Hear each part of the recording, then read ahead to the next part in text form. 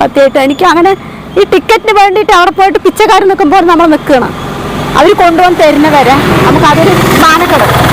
അപ്പം നമ്മൾക്ക് ജാനകി ഞാൻ ഇതിനു മുമ്പ് പരിചയപ്പെടുത്തിയിട്ടുണ്ട്. ഇത് കൊല്ലങ്കോട് പൊള്ളാച്ചി റോഡാണ്. ഇവിടെ 3 വർഷമായിട്ട് എനിക്ക് ജാനകിനെ അറിയാം. ഞാനവിടെ വന്നിരിക്കും. എൻ്റെ കൂടെ യാത്ര ചെയ്തവരും ജാനകിനെ പരിചയപ്പെട്ടിട്ടുണ്ട്.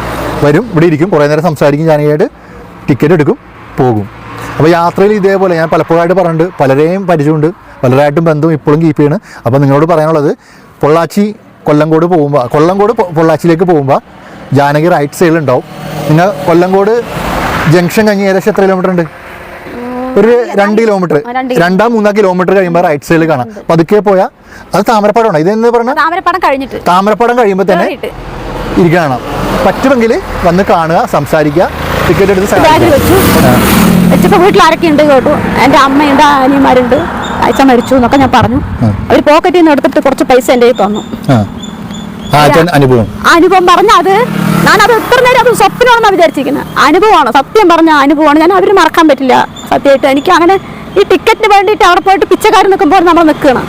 അവർ കൊണ്ടുവന്ന് തരുന്നവരെ നമുക്ക് അതൊരു മാനക്കേട്.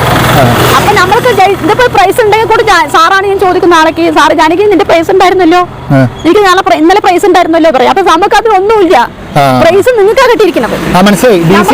ഡി സി ഉണ്ടെങ്കിൽ മാത്രമേ നമുക്കൊരു സന്തോഷം ഉണ്ടാവുള്ളൂ. പക്ഷെ നാട്ടുകാർക്ക് കൊടുത്തു പറഞ്ഞിട്ട് സന്തോഷം അതുണ്ട്,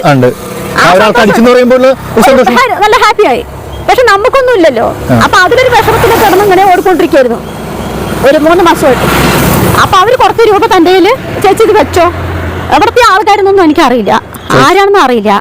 ഒരു വെള്ളക്കാറ് അവരവിടെ വന്നിട്ട് എൻ്റെ അടുത്ത് കുറച്ച് പൈസ തന്നു. അതിൽ നോക്കുമ്പോ 3000 ഉറുപ്പിയുണ്ട്. അതില് 3000 ഉറുപ്പ്യ തന്നു എനിക്ക് സാറേ.